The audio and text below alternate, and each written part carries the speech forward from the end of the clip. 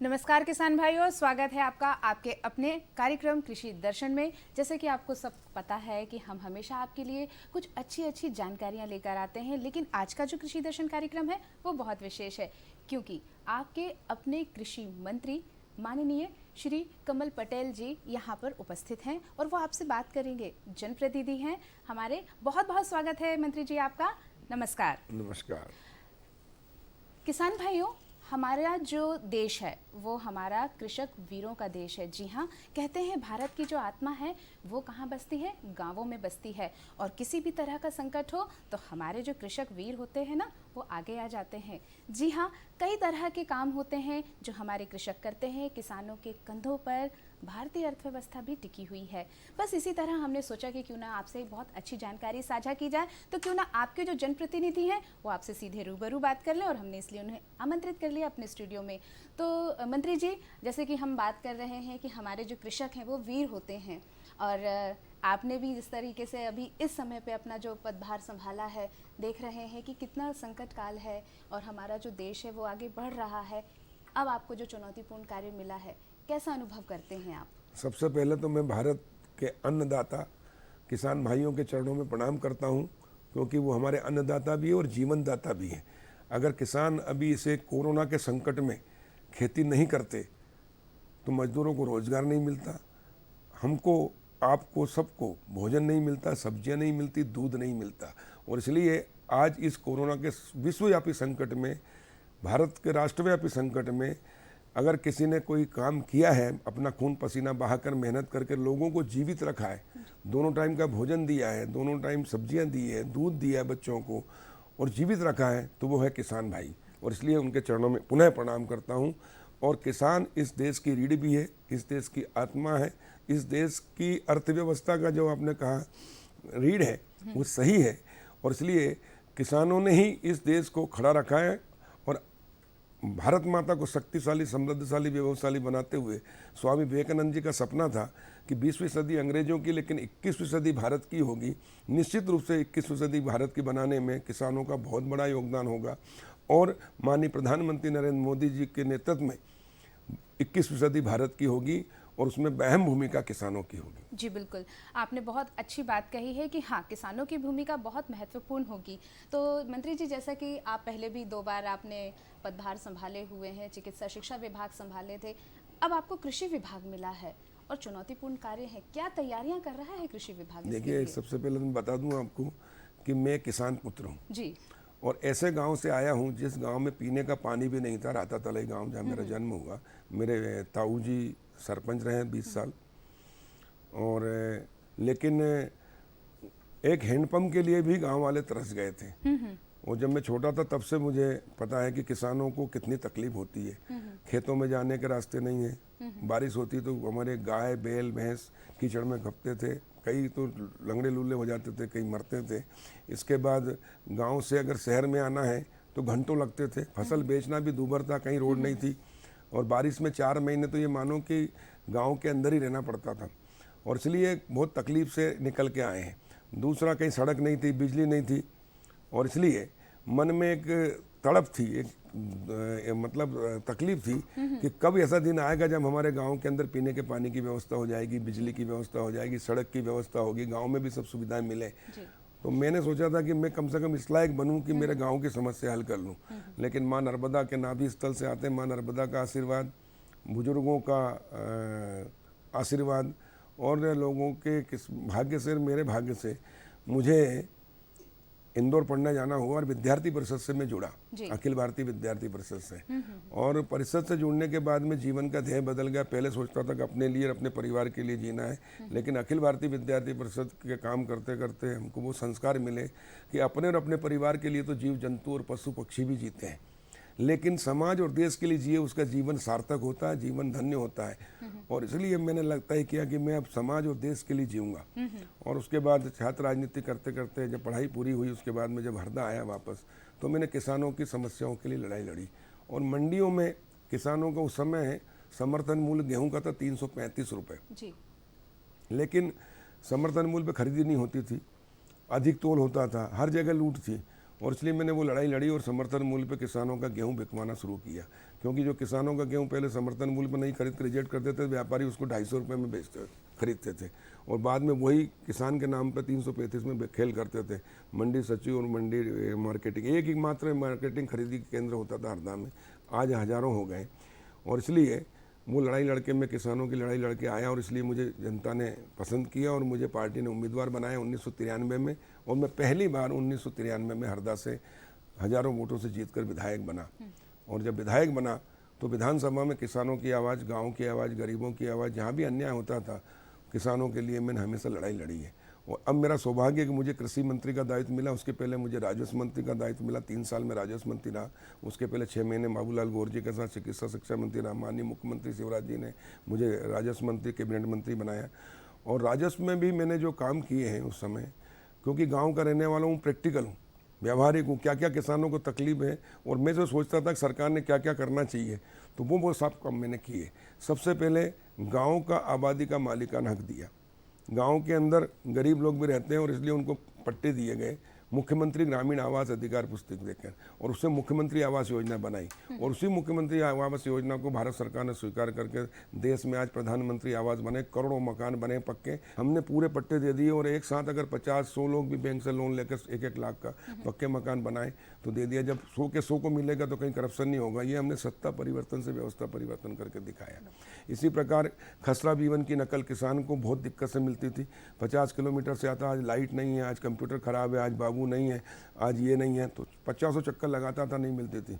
हमने 1 करोड़ 10 लाख किसानों को खसरा बीवन की नकल, हमने कहा जब तहसील में हमारे पास है तो किसान को हम क्यों बुलाएं, कितना डीजल समय बर्बाद होता, कितने चक्कर लगाता, अपमानित होता है और सरकार बदनाम होती है। इसलिए सत्ता परिवर्तन से व्यवस्था परिवर्तन, माननीय मुख्यमंत्री शिवराज जी से मैंने कहा कि 1 करोड़ 10 लाख किसानों को हम पटवारियों के माध्यम से गाँव-गाँव पहुँचा दें और निःशुल्क वितरण करें साल में एक बार, ताकि हमारे हजारों करोड़ किसानों का समय और पैसा बचेगा और सम्मान के साथ उनको मिलेंगे। तो वो भी हमने बांटी।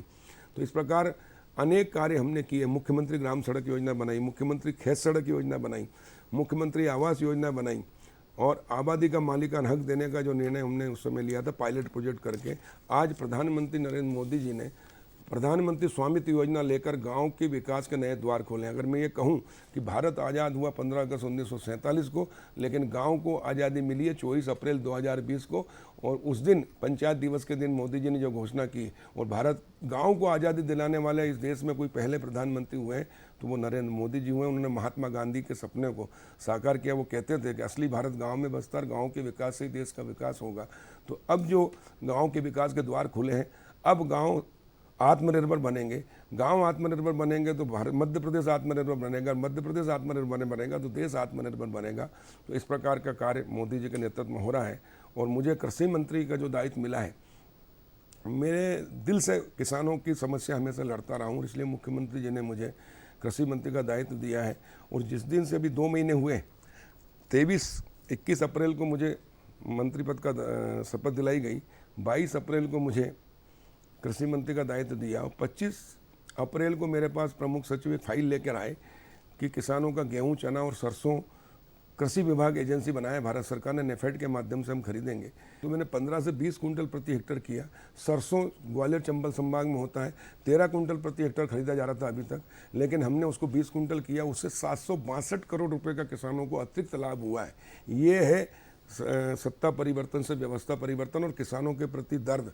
और इसलिए उसके बाद एक दिन में 25 कुंटल ही खरीदा जा रहा था किसानों का, तो कितना उसका समय और समय लगता था। हमने वो सीमा खत्म कर दी, जितना किसानों ने पंजीयन कराया, जितना उत्पादन किया उनका उतना खरीदेंगे। उसका लाभ ये हुआ कि जो 2500 से 3500 3800 बिक रही थी सरसों, वो 4500 से 5500 हो गई, क्योंकि 4425 रुपये खरीदी समर्थन मूल्य पे है। लेकिन जब फैक्ट्रियाँ बंद हो गई, क्योंकि जब समर्थन मूल्य पर पूरा सरकारी खरीद पे आ गया तो उनको फिर मजबूरी में खरीदना पड़ा और बोली लगा के, और इसलिए 4500 से 5500, तो इससे सैकड़ों करोड़ का किसानों को हमने लाभ दिलाने का काम किया है। यह है सत्ता परिवर्तन से व्यवस्था परिवर्तन। और किसानों के लिए कैसी नीति सरकार बनाए जिससे किसानों को उनकी फसल का उचित लाभ मिले। प्रधानमंत्री नरेंद्र मोदी जी का सपना है और उनका संकल्प है कि किसान की आय हमको 2 गुना करनी 2024 तक।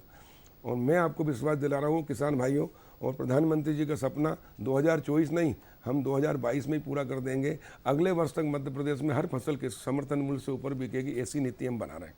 क्या बात है, बहुत अच्छी आपने बात बताई है। और बिल्कुल हम आशा करते हैं कि जी हाँ, 2024 नहीं, हम 2022 तक में ही अपने लक्ष्य को प्राप्त कर लेंगे।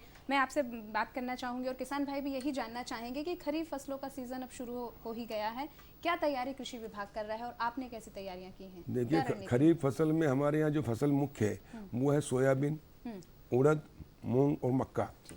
और महत्वपूर्ण सबसे अधिक है वो सोयाबीन है। उसके लिए हमने बीज की पूरी व्यवस्था की है। अभी 40% अच्छी बारिश हो गई है, समय पे बारिश हुई है। 40% बोनी हो चुकी है, किसान भाइयों ने कर ली है। बाकी जो 60% बची है वो भी जल्दी हो जाएगी। उसके लिए खाद की व्यवस्था, बीज की व्यवस्था हमने पर्याप्त व्यवस्था की है। 25 लाख मीट्रिक टन खाद की व्यवस्था कर रहे हैं। 12.5 लाख मीट्रिक टन हमने भंडारण मई में कर लिया था और पर्याप्त खाद की व्यवस्था है। पिछली बार दिक्कत गई थी खाद की नोकों को, लेकिन इस बार हमने किसी प्रकार की कोई दिक्कत नहीं जाने दी, पर्याप्त है। हमने 55% खाद सरकारी एजेंसियों के द्वारा बंटवा रहे हैं और 45% खाद हम प्राइवेट एजेंसियों के द्वारा दे रहे हैं, प्राइवेट लोगों को। और इसलिए किसान को कोई दिक्कत नहीं, जहाँ से खरीदना उसको जहाँ से सस्ता पड़ता है उचित मूल्य पर मिले उसके लिए उपलब्ध है। खाद की कोई कमी नहीं है, बीज की कोई कमी नहीं है। और ईश्वर ने भी, अपनी प्रकृति ने भी साथ दिया है, बारिश ने भी, इंद्र देवता की भी अच्छी मेहरबानी हुई है, समय पर बारिश हो गई है। और इसलिए किसान बहुत मेहनती है और उनको समय पर सरकार सब चीज़ उपलब्ध करा रही है। बिल्कुल, बहुत अच्छी रणनीतियों के बारे में आपने हमें जो बात बताई है, किसान भाइयों को बताई है। मंत्री जी, हमारा जो मध्य प्रदेश है वो भारत के बिल्कुल मध्य में है और यहाँ पर भी बहुत सारी ऐसी हमारी फसलें होती हैं बहुत अच्छे तरीके से कि हम अच्छा उत्पादन लेते हैं। फूड प्रोसेसिंग है, साथ में ही हमारे जो कृषि हब के रूप में हमारा मध्य प्रदेश उभर के आ रहा है, इसके लिए भी कुछ है अपने? हमने बहुत प्लानिंग की है, योजना बनाई है। अभी देखिए, हमारा मध्य प्रदेश में जो धान है वो बासमती जो चावल है वो मध्य प्रदेश का है, लेकिन मध्य प्रदेश को जीआई टैग नहीं मिला। मद्रास हाई कोर्ट में हम हार गए, पिछली सरकार के लापरवाही कह लें या ध्यान नहीं दिया। लेकिन मैंने जैसे ही कृषि मंत्री बना, मुझे ध्यान में जैसे ही लाया गया, मैंने तत्काल वकील नियुक्त करके सुप्रीम कोर्ट में अपील की है। सुप्रीम कोर्ट में अपील हमारी स्वीकार हो गई है और हमें विश्वास है कि सुप्रीम कोर्ट में हमको न्याय मिलेगा। और मध्य प्रदेश के जो बासमती चावल है, धान है, उसको हमारा जो जीआई टैग मिलने के बाद उसको अपनी एक पहचान बनेगी और किसानों को उसका लाभ उचित 3 गुना ज़्यादा मूल्य मिलेगा। नहीं तो अभी हमारी आधी कीमत से भी कम में खरीद रहे हैं। तो इस प्रकार हमने ध्यान दिया है। और हब बनाने के लिए हमारे यहाँ हमने, देखिए, 2003 में पहली बार हमारी सरकार बनी थी, उस समय 7.5 लाख हेक्टेयर में सिंचाई थी। अब बढ़ के हमने 40 लाख हेक्टेयर में 15 साल में कर दी है। इसके बाद बिजली जो 2990 मेगावाट थी 2003 में, उसको बढ़ाकर हमने 17,000 मेगावाट से ज़्यादा कर दिया, यानी 24 घंटे बिजली देने की स्थिति में हम आ गए, जब पहले 2 घंटे में नहीं मिलती थी। किसान को अभी हम 10 से 12 घंटे बिजली दे रहे हैं। हमारा प्रयास रहेगा कि हम किसानों को 16 घंटे बिजली दें, फिर 18 घंटे, फिर 24 घंटे बिजली देने की व्यवस्था हो जाए। तो इस प्रकार किसानों को जो सुविधाएं चाहिए, गांव में सड़कें नहीं थी, प्रधानमंत्री ग्राम सड़क योजना, मुख्यमंत्री ग्राम सड़क योजना, पीडब्ल्यूडी की सड़कें, आज गांव 500 की आबादी के सारे गांव मध्य प्रदेश के सड़कों से जुड़ गए हैं, जहाँ कहीं एक गाँव भी 2000 आबादी का नहीं जुड़ा था। और इसलिए किसान को जो सुविधाएँ चाहिए हब बनाने की, जैसे बताया आपने, अब प्रधानमंत्री स्वामित्व योजना जो आई है 24 अप्रैल 2020 से माननीय प्रधानमंत्री युग पुरुष नरेंद्र मोदी जी ने लाए, उससे गांव के विकास के द्वार खुल गए। गांव की तकदीर और तस्वीर बदलेगी, दशा और दिशा बदलेगी। अब गांव के किसानों को अपनी प्रॉपर्टी का मालिकाना हक मिलेगा और उसके कारण वो अपना फूड प्रोसेसिंग प्लांट डाल सकेंगे, वो वेयर हाउस बना सकेंगे, वो कोल्ड स्टोरेज बना सकेंगे। अब किसान मजबूर नहीं रहेगा, बल्कि मजबूत होगा, आत्मनिर्भर होगा। क्योंकि अब किसान सिर्फ खेती नहीं करेगा, खेती के साथ वो व्यापारी बनेगा। हमने मंडी एक्ट में संशोधन कर दिया 1 मई को। प्रधानमंत्री जी की मंशा के अनुसार 5 जून को जो अध्यादेश जारी हुआ भारत सरकार ने, हमने सारे मंडी के, मतलब एक देश एक बाजार, जो प्रधानमंत्री जी की मंशा है कि एक देश एक बाजार होना चाहिए, कहीं कोई रोक टोक नहीं होना चाहिए, ताकि किसानों की फसल खरीदने के लिए प्रतिस्पर्धा हो, ज़्यादा व्यापारी आए, व्यवसायी आए, निर्यात करता है। और इसलिए किसान अब खेती नहीं करेगा, सिर्फ खेती करेगा, लेकिन खेती के साथ व्यापारी भी बनेगा। वो उसका किसानों का उत्पादक समूह बनाएंगे हम, FPO, उसके माध्यम से समूह करके वो करेंगे, आपस में कॉन्ट्रैक्ट खेती करेंगे मिलकर। उनको हम खाद, बीज, दवाई और सारी वैज्ञानिक कृषि की, कैसे आधुनिक खेती कैसे की जाए, उसकी ओर आगे बढ़ाएंगे, ताकि किसान को जो बिचौलिए 1 से 3 करते थे, किसान को तो 1 रुपये में चवन्नी बचता था, व्यापारी 1 दिन में 1 रुपये का 3 रुपये कर लेते थे। वो अब बिचौलिए खत्म होंगे, सीधे किसान को व्यापारी, व्यवसायी, निर्यातक बनाएंगे और निर्यातक से जोड़कर करेंगे ताकि वो अपनी फसल का उचित मूल्य उसको मिल सके और खेती जो घाटे का धंधा है वो लाभ के धंधे में बदले, व्यवसाय में बदले, उद्योग में बदले। और अब ये किसान के लिए रास्ते खोले हैं युग पुरुष प्रधानमंत्री नरेंद्र मोदी जी ने। इसलिए मैंने शुरू में कहा था कि भारत आज़ाद हुआ 15 अगस्त 47 को, लेकिन गाँव को आज़ाद, किसान को आज़ाद किया मोदी जी ने 24 अप्रैल 2020 को। जी, बहुत बढ़िया बात आपने बताई है। मंत्री जी, हमारे अभी कोरोना के संकट काल में मध्य प्रदेश ने नया कीर्तिमान स्थापित किया। गेहूं में हम नंबर 1 हो गए हैं। ये हमारा पायदान बिल्कुल बरकरार रहे, इसके लिए क्या कहते हैं? देखिए, गेहूं में हमने पंजाब को पीछे छोड़ा है। 129 लाख मीट्रिक टन गेहूं उपार्जन कराकर हमारा उत्पादन भी 337 लाख मीट्रिक टन हुआ है इस बार। हमारी प्रकृति और ईश्वर की अच्छी कृपा रही। और मैंने कहा ना, जैसे 7.5 लाख हेक्टेयर से 40 लाख हेक्टेयर सिंचाई करना है ना, बिजली की 24 घंटे व्यवस्था करना, गांव में सड़कों की व्यवस्था करना, उसके कारण किसान को भी सुविधा मिली और उत्पादन बढ़ा है। इसके लिए मैं किसान भाइयों को बधाई देता हूँ।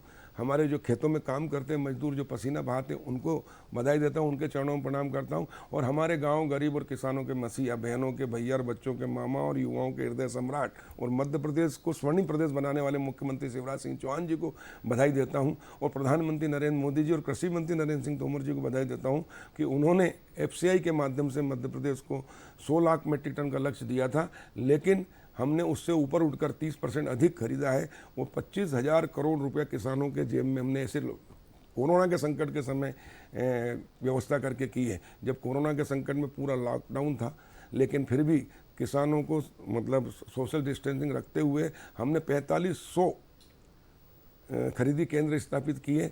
और किसानों को SMS के माध्यम से सबसे पहले हमने छोटे किसानों को बुलाया। पहले 1 हेक्टेयर के किसान जो सीमांत कृषक है उसको बुलाया, ताकि उसका भी समर्थन मूल्य पर गेहूं खरीदा जा सके, जिसका के पहले कभी खरीदा नहीं गया था। फिर हमने 2 हेक्टेयर तक किसानों को बुलाया, फिर हमने 3 हेक्टेयर, 4 हेक्टेयर, 5, इस तरह से छोटे किसानों से बड़े किसानों की ओर आए। उसी का कारण है कि हमने छोटे किसानों को न्याय भी दिया, उनको फसल का उचित मूल्य भी दिलाया और 129 लाख मीट्रिक टन से अधिक गेहूं खरीदने में सफलता प्राप्त करके देश में नया एक कीर्तिमान स्थापित किया और आज तक का सारा रिकॉर्ड तोड़ा। अभी तक 129 लाख मीट्रिक टन किसी प्रदेश ने, जबकि उत्तर प्रदेश कितना बड़ा प्रदेश है, पंजाब तो गेहूं का भंडार करने वाला है, लेकिन मध्य प्रदेश उससे भी आगे निकल गया। सिर्फ गेहूं में नहीं, हम सोयाबीन में नंबर 1 है, हम धनिया में नंबर 1 है, हम कृषि की 16 जिन्स में मध्य प्रदेश देश में नंबर 1 है।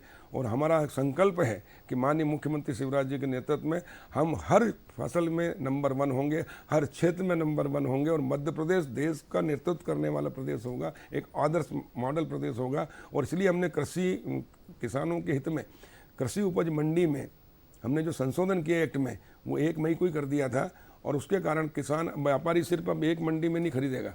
पहले नियम था कि मंडी में, जिस मंडी में लाइसेंस है उसी में, अब पूरे प्रदेश की मंडी में खरीद सकता है। दिल्ली, बम्बई, कलकत्ता, मद्रास से बैठा हुआ व्यक्ति ई-ट्रेडिंग कर सकता है, प्लेटफॉर्म्स के माध्यम से। इससे किसानों की फसल खरीदने के लिए प्रतिस्पर्धा बढ़ेगी और उसके कारण उसको उचित मूल्य मिलेगा। नहीं तो अभी तक ये स्थिति थी कि जब किसान की फसल आती है तो एक साथ किसान की मजबूरी होती, क्योंकि उसको खाद वालों को, बीज वालों को, दवाई वालों को, बैंक वालों को कर्जा देना होता है, घर में शादी विवाह किराना का सामान लाना होता है। और इसलिए जैसे ही फसल आई वो एक साथ टूट पड़ता मंडी में। और मंडी में जब पूर्ति ज़्यादा हो जाती है और मांग कम होती है तब भाव व्यापारी एकदम डाउन कर देते हैं और उससे नुकसान होता है किसान का। और जैसे ही किसान की फसल बिक कर व्यापारियों के गोडाउन में गई और फिर स्टॉक किया और भाव बढ़ जाते हैं, अब 4 गुना 5 गुना लाभ कमाते हैं। ये स्थिति अब नहीं रहेगी। अब किसान के यहाँ वेयर हाउस भी होगा, कोल्ड स्टोरेज भी होगा, फूड प्रोसेसिंग प्लांट भी होगा, वो कृषि उपकरण बनाने के फैक्ट्रियाँ, कृषि पे आधारित उद्योग लगा सकेगा। और इसलिए उससे 75% उसको बैंक से लोन मिल जाएगा उसके अगेंस्ट, और उसके कारण वो अपनी फसल को रोक सकेगा। और जब भाव अच्छा आएगा उस समय बेचेगा, जब ज़रूरत होगी उस समय, ताकि जो व्यापारी बिचौलिया माल कमाते थे वो अब किसान कमाएगा। और इसलिए किसान की आय 2 गुना, 3 गुना, 4 गुना और 5 गुना होगी। ये प्रधानमंत्री नरेंद्र मोदी जी की दूरदर्शिता, उनके द्वारा एक देश एक बाजार और किसानों के लिए जो आबादी का मालिकाना हक देकर उनको जो व्यवसाय में आगे आने का अवसर दिया, उसका लाभ मिलेगा। अब किसान के अच्छे दिन आए हैं। मोदी जी ने महात्मा गांधी का सपना साकार किया है। उसके लिए मोदी जी को भी बधाई और शिवराज जी को बधाई और किसान भाइयों को बधाई। जी बिल्कुल, आपने बहुत अच्छी बात बताई है कि हमारा जो भारत देश है अब वो आदर्श मॉडल की तरफ बढ़ेगा। जैविक खेती भी हम चाहते हैं कि हमारे खेत अच्छे हों, हरे भरे हों, स्वस्थ हों, और मध्य प्रदेश के हमारा विचार इस तरीके से है कि जैविक खेती आगे बढ़े। इसके लिए कृषि मंत्रालय में क्या व्यवस्थाएं हैं? बिल्कुल सही है कि क्योंकि जितना ज़्यादा पेस्टिसाइड का उपयोग होगा, जितना रासायनिक खाद का उपयोग होगा, उतनी ज़्यादा बीमारियां आ रही हैं। और अब देखो कई रिपोर्टें आई हैं जिसमें कि गेहूं भी जहरीला हो रहा है, मूंग के अंदर 5-5, 6-6 बार दवाई देते हैं, उसमें भी दे रहे हैं। और इसलिए जैविक खेती की ओर हमको आना पड़ेगा। और भारत देश तो ऐसा था, पहले जैविक ही था। हम हमारी खेती जो है वो गो वंश से होती थी। गाय हमें दूध भी देती थी, गाय हमें बछड़े देती थी, वो बैल बनते थे, उससे खेती होती थी। और गौमूत्र गोबर से हम खेती कर उसमें खेत में डालते थे, उससे हमारी उर्वरक शक्ति बढ़ती थी और अच्छी अनाज और खाद्यान्न पैदा होता था। लेकिन धीरे धीरे हम पेस्टिसाइड की ओर बढ़ते गए और अंधाधुंध पेस्टिसाइड का उपयोग करने के कारण वो जहरीली होती गई।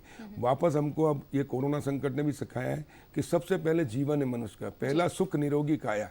और स्वस्थ व्यक्ति रहेगा, स्वस्थ व्यक्ति ही अपने और अपने परिवार के लिए और समाज के लिए और देश के लिए और विश्व के लिए उपयोगी हो सकता, मानव जाति के लिए उपयोगी हो सकता, मानवता के लिए उपयोगी हो सकता है। और इसलिए हमारा भी लक्ष्य है कि हम जैविक खेती की ओर आए। और इसलिए जैविक खेती को बढ़ावा देने के लिए केंद्र सरकार ने भी बहुत सारे योजनाएं बनाई हैं अनुदान की। और बाकी जैविक विश्वविद्यालय वो भी हम मध्य प्रदेश में स्थापित करेंगे। जैविक महाविद्यालय भी हम मध्य प्रदेश में स्थापित करेंगे। और हमारे वनवासी आज भी जैविक खेती करते हैं, चाहे हमारा बैतूल हो, मंडला हो, डिंडोरी हो, झाबुआ हो, अलीराजपुर हो। और इसलिए हम जैविक खेती को प्रचार प्रसार के लिए एक पायलट प्रोजेक्ट लेके आ रहे हैं।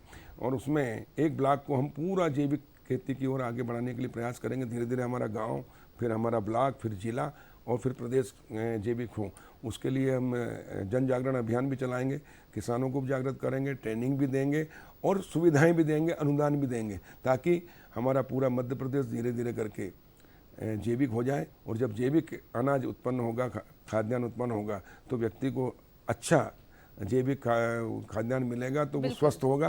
और स्वस्थ भारत जब बनेगा तो ही तो विश्व गुरु की ओर हम अग्रसर होंगे। बिल्कुल, हम विश्व गुरु भी बनेंगे और हमारा जो खेती है वो जैविक खेती की ओर आगे बढ़ेगा ही। बातें तो हम आपसे बहुत सारी करना चाहते थे मंत्री जी, लेकिन वक्त थोड़ा सा हमें साथ नहीं देता है, हमें वक्त के साथ चलना होता है। चलते चलते आप अपने किसान भाइयों को क्या कहना चाहेंगे? मैं किसान भाइयों को शुभकामना देना चाहूँगा, उनके चरणों में प्रणाम करना चाहूँगा। अभी लॉकडाउन के समय में भी हमारा होशंगाबाद और हरदा जिला जहाँ से मैं आता हूँ, वहाँ तवा डैम है।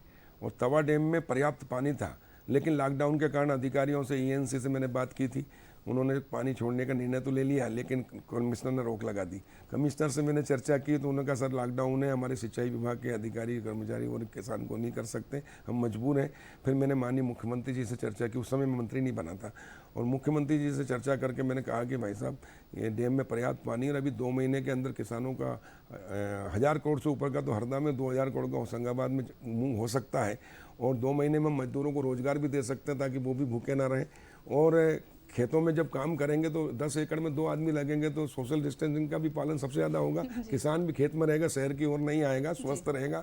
और खाद की, बीज की, दवाई की दुकान चल जाएगी और किसान की जेब में पैसा होगा तो व्यापारी की दुकान भी चलेगी। तो उन्होंने 5 मिनट में निर्णय लेकर कहा कि कमल मैंने पानी छोड़ने का आदेश दे दिया है। और वो पानी छूटा और हमने 2 महीने में लॉकडाउन के चलते 3000 करोड़ की मूंग हमारे हरदा और होशंगाबाद जिले के किसानों ने 2,60,000 हेक्टेयर में पैदा करके 100 करोड़ का लोगों को मजदूरी दी है और रोजगार के और खाद की, बीज की, दवाई की दुकान भी चलाई है। अब किसानों की जेब में 3000 करोड़ होगा तो व्यापार भी अच्छा चलेगा, व्यवसाय भी चलेगा और विकास भी होगा। ये है किसान कि लॉकडाउन के समय में भी जब बड़े बड़े उद्योग हजारों करोड़ के वो बंद थे, 1 रुपए का रोजगार नहीं दे रहे थे, पान की दुकान, चाय की दुकान तक बंद थी, ऐसे समय में किसान भाई ऐसा था जिनने मजदूरों को रोजगार भी दिया और अनाज पैदा करके राष्ट्र के लिए उत्पादन करके राष्ट्र की शक्ति बढ़ाई और 3000 करोड़ का एक जिला हरदा और होशंगाबाद में पैदा करके दिखाया।